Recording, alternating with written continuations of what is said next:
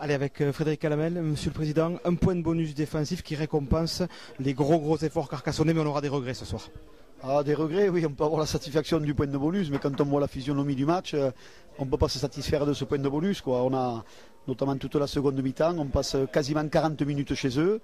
Bon, on a du mal à conclure, tant au pied que par les essais, même si on marque un essai tout à fait valable. Et eux, ils viennent une fois chez nous et ils marquent un essai, quoi. Voilà, qui est assassin. Je crois que le résumé du match, il est un peu là, quoi. Donc, à l'extérieur, si on veut l'emporter, il ne faut pas louper beaucoup d'occasions. Là, on laisse beaucoup de points au pied.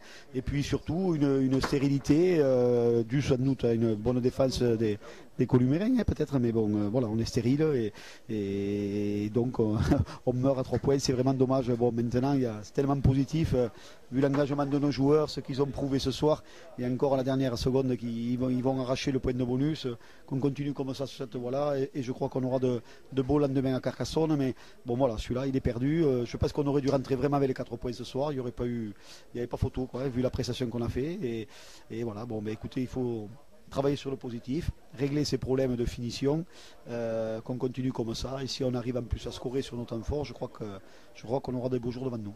Nous en débriefant, on disait après le direct à nos auditeurs, 2 faits de match, une seule erreur défensive, parce que la défense a été très bonne côté Carca, une seule erreur de défense et Bolakoro vous plante un essai assassin qui ne reflète pas du tout la seconde mi-temps. Et puis justement, alors ce débat, est-ce que la passe de la transmission était en avant ou pas sur l'essai de Lazzarotto? Je crois que là, s'il y a bien l'unanimité sur ce match, qu'ils soient du côté des Columérins, de tous les gens qui filment, que ce soit FR3 ou quoi, tout le monde est unanime, il n'y a jamais un avant sur cette action. Mais bon, c'est pas anecdotique parce qu'on gagne le match, hein, mais je crois qu'on ne va pas parler d'arbitrage quoi, du tout.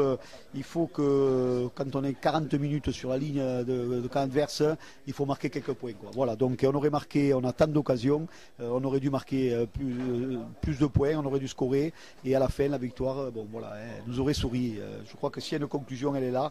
Si ce n'est que pour ceux qui n'étaient pas présents au match, je peux vous dire que voilà, les joueurs nous ont fait plaisir, ils ont donné tout ce qu'ils avaient, et comme vous l'avez si justement dit, une petite erreur de défense sur 80 minutes, voilà, qui est cruelle, mais bon, il y a beaucoup plus de positifs que de négatifs.